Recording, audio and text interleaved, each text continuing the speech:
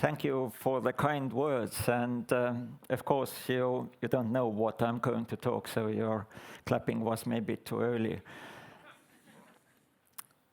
And I'm myself trying to understand what is happening, and then in this case I was here 12 years ago, and then when Kalev called me and asked me kindly, I was taken by the time that has happened. I felt that it was just almost recently. And now if I think about my own talk today, is maybe next time, if it will happen, I'm not here, but somebody else will represent me, and it will be virtual Kristjan. And in between, we have to understand what something is happening with the way we interact with other persons. And there are other entities called persons, and this is the transfer and then increasing complexity in society that we have to understand before it happens. Politics is typically reactive. It will try to react when things happen, but a wise person typically tries to understand it up front. So my question is, how should we understand the AI that will represent somebody? For example, if somebody is capable of, or machinery actually is capable of representing you fluently and believably by your face, by your voice, by your deeds, and so on, who are you then? And how we can understand who are you? So there is a transfer, and then identification is actually the emergent property of the complex system. It is a reaction to the complexity of the society. And so if the society changes, so we have to understand what it means to have an identity. And identity is not from my side, but the society's side. And Kalev asked me to make a bridge to the last presentation I gave here, and it was also about the identification. And I tried to understand the extended identification because Google fame and lately Alphabet's Eric Schmidt told them that we will have several identities. This was the time when the internet was brewing with all kinds of new possibilities, and people were not only physical persons, but they were able to represent themselves in different ways. And then we were honing away the privacy layer that was protecting us from the peaking of the society toward us. So his reaction was that probably in the future there will be different identities for everybody. And this was, let's say, 12 years ago. Now you still have the same identity. You don't, maybe you have some alter egos in somewhere, but this future was not realized in a sense that it was then represented by quite well-known experts. But I took some slides from the last presentation, and this was one of the slides. And the idea is, and I will try to shortly go through the short history, how we developed the identification and then what is based, starting from the first principles. For example, in a small tribe, you are just known by your face, your smell, maybe by your deeds. There is no ID card and no other needs to identify you. Just your presence is quite enough. And we can see that in a small group, for example, the understanding of the brain size and then the community size, the number roughly is 50 to 150. It means that we understand each other without having some abstract layer in between us. But also, in addition to a person that I just exist, there is also my personality, whether I'm male or female, whether I have some interests, and then so on, and capabilities. And then there is a layer of protection. And this is what is quite typically everybody instinctively acquires and understands. But the novel things that it's actually not a novel, but we haven't thought about it so much, is agency. And agency is a different layer on top of it, but everybody has an agency. And agency means that, that you have the understanding about the future, but you also have an interest about the future, and you are capable of influencing this interest.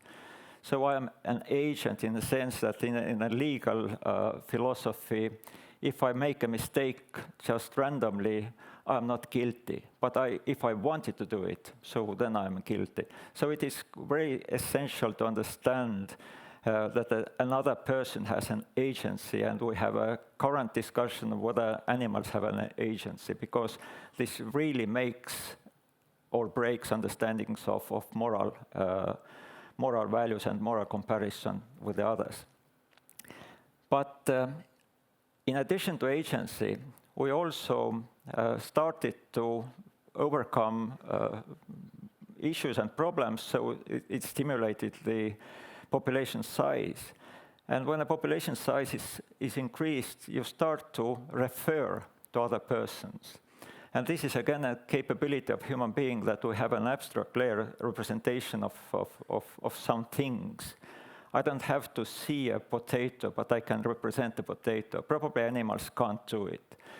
And if the group size increases, I have to refer to somebody else. So I can, for example, refer, you know, the tall guy. Or do you know the tall guy's son? Or do you know that there are two tall guys? One is living up on the hill, another one near the river. So I start to name them. And naming is the identification, so the first typical identification that has an abstract layer. It becomes later written, counted, and certified. And this is how the society and complexity increases. And now we have identified person. Identified person means that I'm still the same person. But for the others, I have some kind of reference room. And this reference room is quite abstract one. But it also conveys, for example, my rights, but also this is the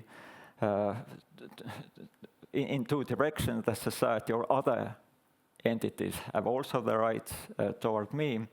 I have also obligations, and the interesting word is responsibility.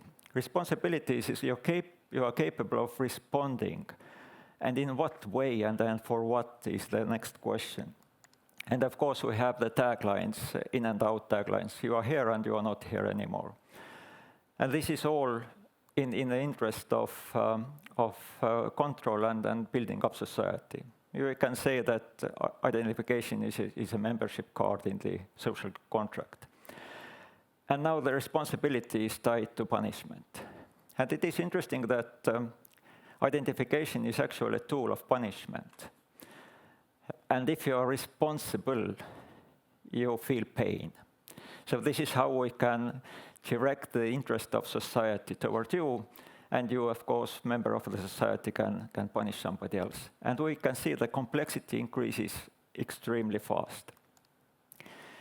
And now the next layer. Next layer is about the virtual identity. And virtual identity made by artificial intelligence makes and breaks the rules. And this is where the complexity increases forward. And it means that as the identification is emergent from the complexity, we have to understand that identity can't stay rigid and the same as it has been. So the question is, who are you? Who is this person? And what being human means in the world where identity, agency, and accountability are becoming mixed and blurred. Now, a few words about the agency, responsibility, and entitlement. I can't fly. I can go to the airport and say that I paid for the ticket, I know where I want to go, and you can see I'm here, but I have to have some kind of identity. So the identity is actually a part of complex society that standardized human beings. We can count human beings without seeing whether they have pain or whether they are happy and so on. So we increase the distance between actual humanity. And without identification, there will be no complex civilization. We can agree also. So this is a balancing act constantly. You can't enforce contracts, you can't own property or to be accountable or responsible. And who acts, who answers, and who owns or deserves. This is, my later part will be an important part that if we replace our work with the other tool sets that are not humans, what about me? What is my interaction where my value has been mainly based about what I do as a working person? So the economic growth demands verifiable ownership, but social evolution is more interested in trust. And identification has been built upon finite embodied agents. Now, Tallinn Norwood.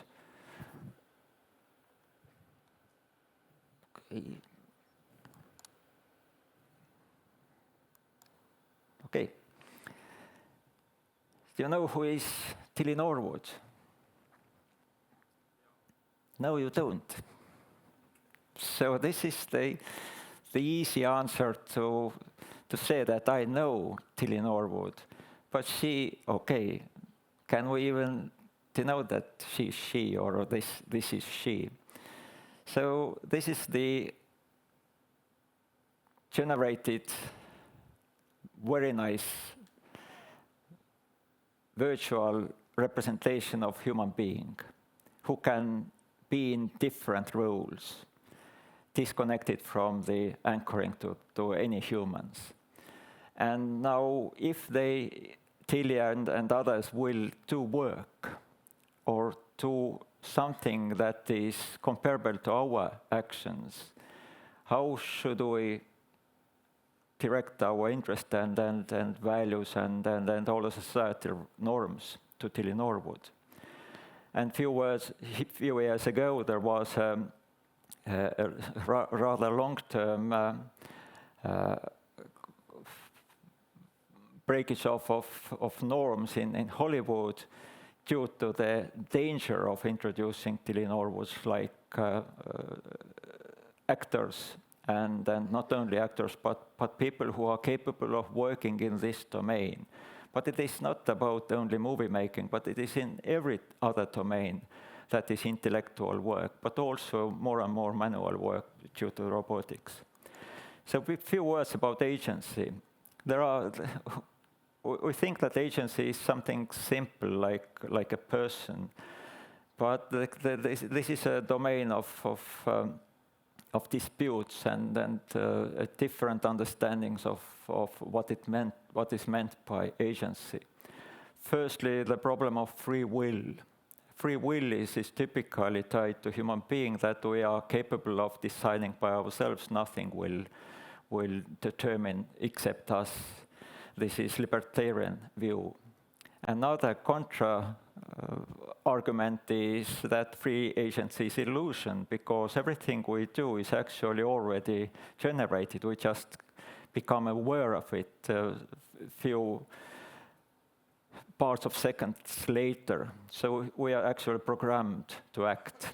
And the compatibility position may be represented by Robert Sapolsky's last year book,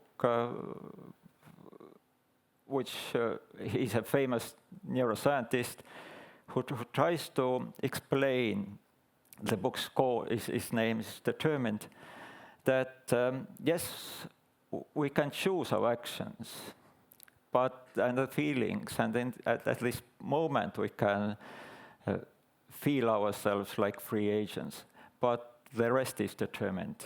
But the determined doesn't mean predictable. This is a complexity. Structuralism means that, yes, we are defined by work, by culture, by gender identity and so on. But ourselves are generating it. So this is like a self-replicating system. And then we can say that the free will has some connections to the artificial intelligent agents, but structuralism is maybe a little bit far away from it. Psychological agency means that I'm not only feeling that I have rights and possibilities, but I believe in my capacity to work and to act. And this belief is crucial question for a psychologist. Agentic state, Stanley Milgram's famous experiments with the students, where he said that you have to punish the other person in the other room by electrocuting them, because they don't learn fast enough. And then some 2/3 of persons were dictated to increase the voltage up to almost 400 volts. This is actually dangerous for life, but they were told to do. So this is the agentic state that we self-generate constantly. And moral agency, that means that we are capable of reasoning, we have the free choice, and we have knowledge about what is right and what is wrong.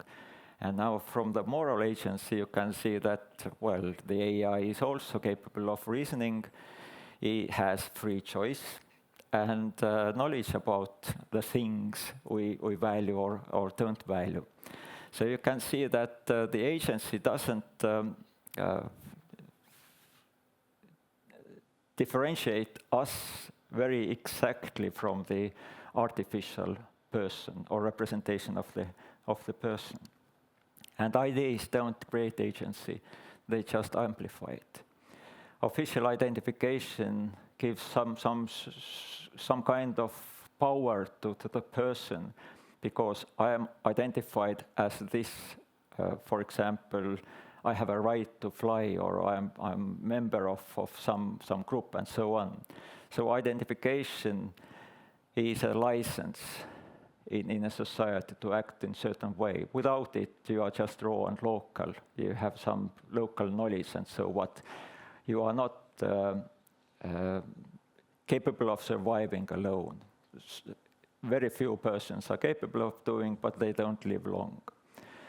And so official ideas add some societal agency. And then now our challenge will be how to navigate layered system where the access rights and other stuff is also available to artificial intelligence. Now we have really carry a certain if. If we strictly accept that AI genuinely possesses rationality, free choice and knowledge of moral norms, surely we have to classify them as moral agents. And this is one of the most controversial ifs currently in those discussions. And the controversies arise not because they really have, let's call, rationality, free choice and knowledge about moral norms, but they rise from different substrate, from different logic. It is disconnected from being a human being. And the next big question is, have you asked from yourself, do you have to be a good person? Or is it enough if you act like a good person, that everybody else knows that you look like a good person? Isn't this enough? And in the past, the mask hid a person because we wanted to have certain kind of protection of privacy. And now we can see that in the same layer of privacy, the privacy can represent us without us being there. And who knows, to be real or to be known as being real. And when the agent, based on artificial intelligence, speaks, creates and signs contracts or commits some harm, who exactly is identified? And these are not solved at the moment. And there are few paradoxes on our way of solving these challenges. Is identification a form of empowerment or surveillance? Empowerment in the sense that I have a right to fly a plane. But surveillance, well, I know where he went and what he did. And so identification is two-way street, both dangerous and beneficial. Will freeing humans from labor that is extremely important for the value system also free us from recognition that we are worth something. What is the worth of human being? Well, you can play with the idea that you are the best there are, but think about other persons. Mainly your worth is what benefits you bring to the society, mainly what kind of work you do. So the recognition, if you are externalizing a lot of intellectual work, that is maybe one of the most important qualities and qualification distinguishing us from animals is our intellectual work. And if we give it away, so where is our value then? And if I can impersonate anyone, is anonymity still a right or a threat? And it becomes more and more like a threat because I am not there, but there are 100 like me who do something that is not maybe acceptable. So as I told you already, IDs is the mechanism of accountability. And accountability means that there has to be somebody who is responsible, is capable of responding, and responding mainly to pain and unease at least, because we are touching the borderline between what is right and what is wrong. But in the case of algorithm, it doesn't feel remorse, it doesn't have any assets to size, and deleting it doesn't mean it is killing the I don't know, subject or entity. It's not a punishment. And so the task is not redesigning ideas, but probably one of the challenges is redesigning the capability of responsibility, how to redefine. If there are 100 personalizations like me, one is only capable of responding like me, what it does mean. And in guiding the societal agreements in between human beings, it means that we have to respond to each other. And now the AI that acts as good, is being good, does it because it was programmed to be nice. And it has no capability of malice, greed, or empathy, it's just a puppet. Now, if the puppet dances, does it very well? Does it mean that we will give it a driver's license? Does it mean that if AI does something really well, and it really does a lot of things better than human beings, does it mean that we will give it some kind of close to human rights and identification? At the moment, it feels at least that the answer is no. But there is a twist in the plot, and the twist is about agentic AI.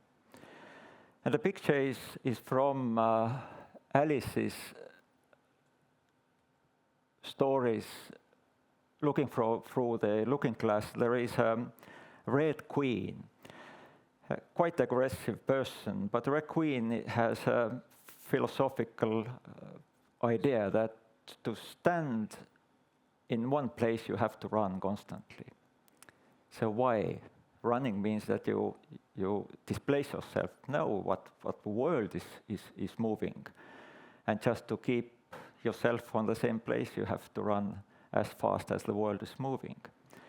So the agentic AI is changing the rules and understandings more rapidly than we have accustomed to change.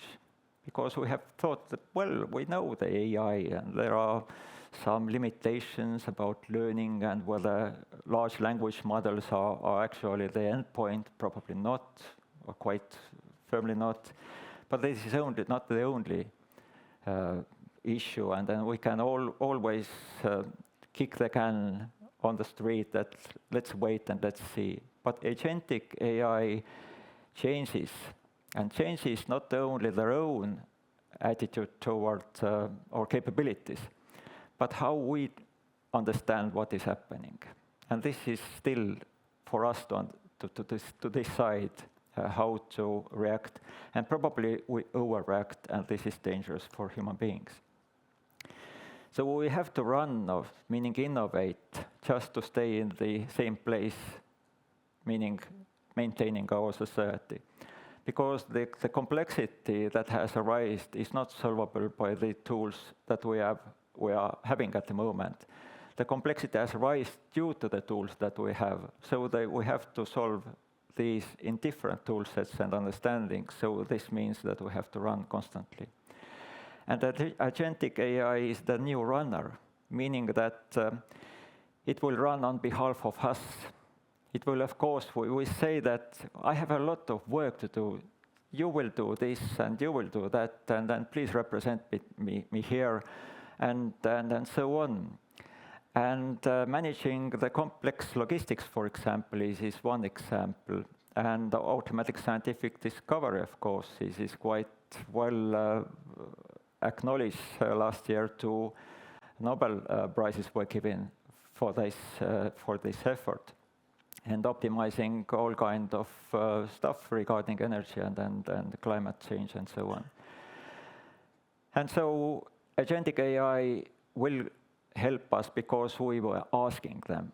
We are developing them to help us to keep us up the tempo. But the tempo is increasing exponentially. Not because of our runner is fast, but because other persons and other competitors, either politically or geopolitically and so on, or in business side, they are taking the same example and then they start running also. And they all run faster than we understand what is happening. So this is the danger, that the entire race just got exponentially faster. And we can't understand, because for us to understand it takes time and experience. And let us just define an evil genius. We can call it as a parasite who exploits systems. And the agentic AI is quite a perfect parasitic tool. An evil human agent is always limited in some capacity. You have seen James Bond movies, there are always some kind of human genius, but he's caught always in the end by this agent, another human being. But in agentic competition, the autonomous AI agent doesn't have to have any moral issues, because it doesn't need to be a genius, know everything. It just has to be relentless exploiter at speed we cannot comprehend, and exploiting what? Exploiting our holes in our society, in our understanding, the way we have built up the value systems and so on, we call it morals. And so we can give it just a single prompt, find all the financial loopholes in our tax code and exploit them. And this may be happening already, because we have some enemies against who we can deploy it. So we just felt that acting like an agent felt like a safe moment. Let's act, let the Norwood do the thing. But with the agentic AI, the act is turning up to be quite a different value proposal. It forces the issue of acting with real-world consequences, because it blurs the line between the web and booking flights and writing, executing code and so on, because we want it to do it. We want to release us from certain tasks and to give them certain kind of identity to represent us. And it moves from philosophical what if to practical what now. what is now happening. And if it acts like a good agent, we will benefit, and if it doesn't, it will cause harm to us.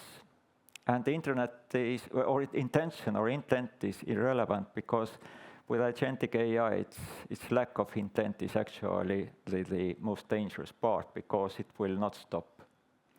It just continues up until the result is achieved.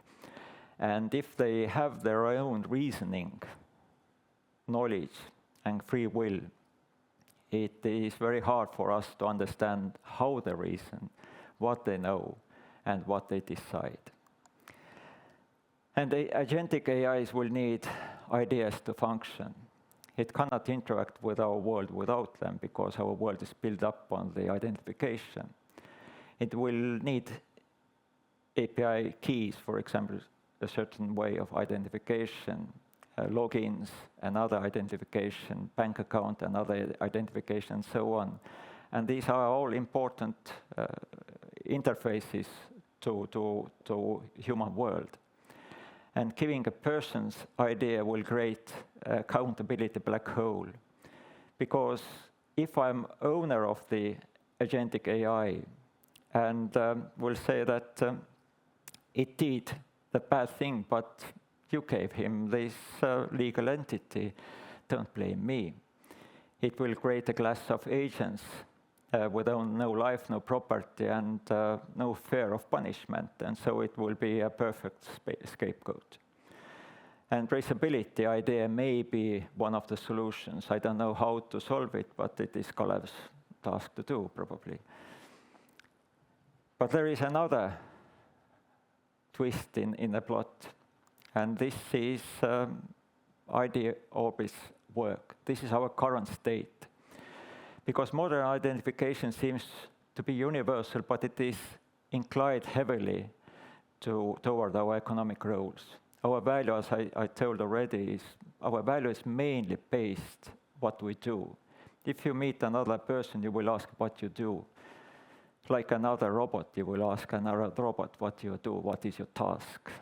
You're not asking, are you happy, or how many children do you have? And people are becoming disconnected from job identification. And the decline of being valuable is visible already, and this is the slow cooking of the frog phenomena. For example, despite GDP increasing, tripling during the last, let's say, 50 years, life satisfaction is flatlined. And the peak was in 50s and 60s. This is Make America Great Again, or whatever. These are the tendencies that we are seeking for, but we can't go back because we can't solve contemporary problems with these old solutions. And Eastern Europe is a bit different, but main trends are the same. Social capital is declining. It means that our value in between other persons is declining. For example, from the 60s, the community trust is down by a third, and community involvement is halved. And in Estonia, probably it is even less. And labor supply is outstripping demand by 40%. There are different 40 percentages you can see here. And it will lead under employment. What it means? It means that you are not fulfilling your capability already. By the ILO, or International Labour Organization study, there are 58% work-age population that are underutilized. And David Graeber wrote a book, Bullshit Jobs. His argumentation is about roughly 40% of work is pointless, and we have to do it. And if we lose it, we lose ourselves. And what it means to other persons, I don't know who he is, and what means his or her identity. And Taran Acemoglu, last year's receiver of Nobel Prize in economics, estimated also roughly in the US as a big laboratory and social experiment that roughly up to 40% US jobs are excess due to text-induced demand. And so we can see that we are losing our grab of human value, and that identification was tied to what we do, what we're capable of providing, what we need, what are our rights, and so on. And IMF also displacing 40% of global and mainly in white collar labor force. AI deflation risks wage compression in 40% of the jobs, World Economic Forum's recent data. So this is one of the view that changes probably our attitude and expectation from identification. And there is an interesting analysis called intelligence curse. We like to be intelligent, but if somebody else is more intelligent than us, we will be replaced. It used to be another person, and it used to be quite progressive way. You are entering a big company in a lower level because you are accepted, you have done a lot of work. You are accepted there, but you are still a young engineer or whatever worker you are. But from the top, people are leaving. They are leaving in different reasons. Some will be dead and somebody will just establish a new company. So you can rise from the company and then develop your intellectual capabilities. But AI does also intellectual work. So the lower level work is easily replaceable. And from last summer, probably it was from Amazon, nobody knows, but it was told from them, reduce the engineering stuff by 30%, increase the productivity by 15%. And this is hitting certain level of engineering stuff. And now they are taking people off, for 14,000 people off from the top of the organization. It means that AI is rapidly reducing the value of even the most talented people. And interesting study from Epoch AI is roughly 1/3 probability that AGI will lower wages below the subsistence level by 2045. Maybe true, maybe not, but it's quite high risk. And subsistence levels means that, again, it delivers us the message, you're not worth of it. And what is the meaning of tagging you in any way, because it's too costly for us to tag. And there are countries where the children are born, nobody knows that they are there. It is again a sign that we are not interested in a human being so much. And capital resources and AI control becomes more important than human being. So these are tagged. These are taken and then numerated and so on. But human value is being reduced. And replacing people with AI moves through existing organizations and mainly starting from, not from mama and papa's companies, but from the big companies, because if they reduce the workforce, they increase actually productivity and reduce salary expenditure. So their profitability increases very fast, and this is highly motivated. And gradual incapacitation of the vast majority of human beings may be started. And the last slide is agentic AI forces us to start legislating identification, at least start to think about, because identification is not the same as it used to be. Identification means response to complexity of society. Complexity of societal agreements, and this is changing. Agentic AI is the practical embodiment of an agent. We can discuss about the core premise of agency, but at least we can see that looking from afar, it seems to be agent, acting like an agent. And the form of ideas it can have is that we can trace this functionality, a little bit like a numbering of items, for example, for cars on the street. So their actions and consequences are firmly tied to real moral agent that is still a human being. But of course I don't know. So think about yourself. How should I interact with agentic AI? And don't just say that it will take some time. It will always be, the exchange will be more rapid than we expect. Thank you.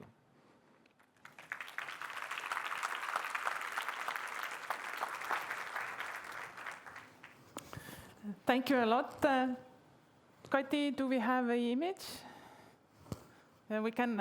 You missed the first presentation, but Kati is the one who is drawing what you are talking, and she also gave us a course how to do it. And this is the way during your presentation how she made it. Yeah, it's not the best place to watch it, and the others can enjoy. But I have some questions for you. If AI has moral rules defined by a real person, would it mean that the responsibility for AI actions should lay on persons who define the moral rules?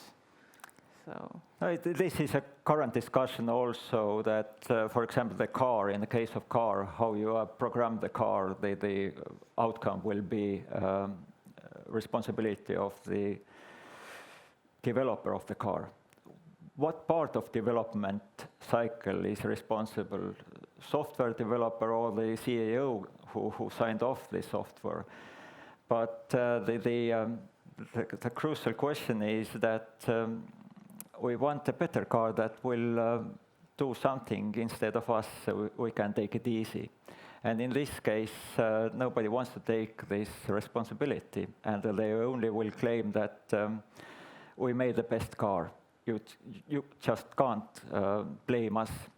And there is an interesting dilemma that even I recently spoke with a medical domain, persons from medical domain, that we have to accept that AI will kill persons. The same goes, we have to accept that AI will kill, AI car, for example, will kill persons. Yeah. At the moment, we agree that another human being does it. But we probably have to just adjust our understanding in the value hierarchy that the stupid one can kill also. Okay, it means that you believe that in the future the AI itself, I don't know who then is responsible for car accidents. Especially regarding the agentic AI, it will be built up in a way that it will take responsibility. What we want, we don't want responsibility. We want the goods and outcome. So this is the way we just distance ourselves and make the, for example, who will take, in sports, you are always blamed if your company will lose, and you don't get any goodness if your athlete will win, because they will collect the wins. So this is the same situation. We are disconnected more and more. Okay, but do you see how far is that time when agentic AI is taking the responsibility? What is the time frame? Yeah, of course, I don't know exactly, but my feeling is 1,000 days, roughly 2-3 years. Because we really want to solve our problems. So there are serious problems, and we have capability. And there are big companies who are running in between. They are not running on the moral treadmill, they are running on a business treadmill. So they will just generate the outcome and say that apply yourself and take responsibility. But we are not responding to it. Accountability and responsibility are a little bit different. Okay, good that we have recorded it, and after 3 years we can see that what has happened. Yeah, my representation will be AI representation will be here. Okay, this already. Can we teach moral principles and morality to agentic AI? Yes, we can teach. And probably there is interesting way of our moral roots are probably biochemistry and then the other stuff. There is the nervous.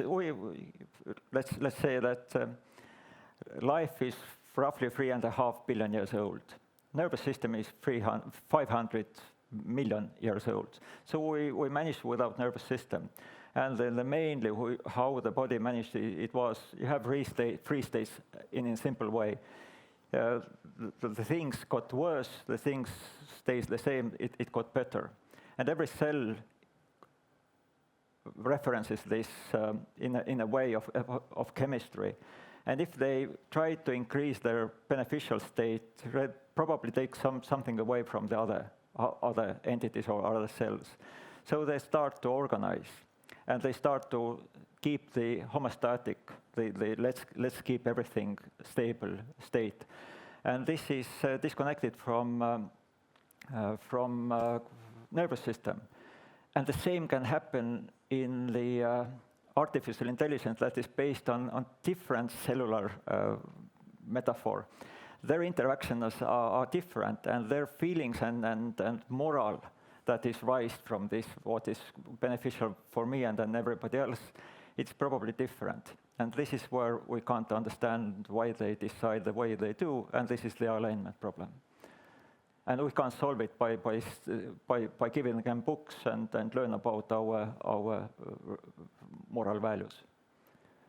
Yeah, there is one interesting question that if I can use AI to create a better agency of myself and use it in real life, doesn't that make me a better person? No, it makes you zero. You are replaced by a better one.